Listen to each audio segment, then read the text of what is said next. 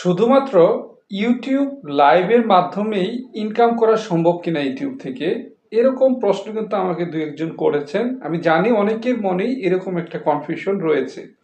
তো সেই জন্যই কিন্তু আজকের ভিডিওটি নিয়ে আসলাম। আজকের ভিডিওটি দেখার মাধ্যমে আপনার এই কনফিউশনটা আর থাকবে না যে শুধুমাত্র ইউটিউব লাইভের মাধ্যমেই ইনকাম করা যাবে কিনা। তো সাথেই থাকুন। যেটা বলছিলাম আর কি, ইউটিউবে ইনকামটা কিভাবে হয় সেটা কিন্তু আগে বুঝতে হবে। এটা যদি আপনি বুঝেন তাহলে আপনি আপনার কথার উত্তর পেয়ে যাবেন। ইউটিউবে ইনকাম হয় কিভাবে? ইউটিউব পার্টনারশিপ প্রোগ্রামে আপনার চ্যানেলটিকে অ্যাড করার মাধ্যমে, অর্থাৎ সহজ ভাষায় মনিটাইজেশন পাওয়ার মাধ্যমেই কিন্তু ইনকামটা হয়। এখন তাহলে তো আপনারা মনিটাইজেশন পাওয়ার শর্তাবলী জানেন, নতুন করে বলার তো কিছু নেই।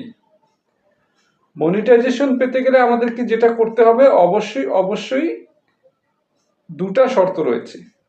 লং চ্যানেলের ক্ষেত্রে 1000টা সাবস্ক্রাইবার এবং 4000 ঘন্টা ওয়াচ টাইম 365 দিনের ভিতর কমপ্লিট করতে হবে, অথবা আপনার শর্ট চ্যানেলের ক্ষেত্রে 1000টা সাবস্ক্রাইবার এবং 10 মিলিয়ন শর্টস ভিউজ, এটা কিন্তু 3 মাসের ভিতরে কমপ্লিট করতে হবে।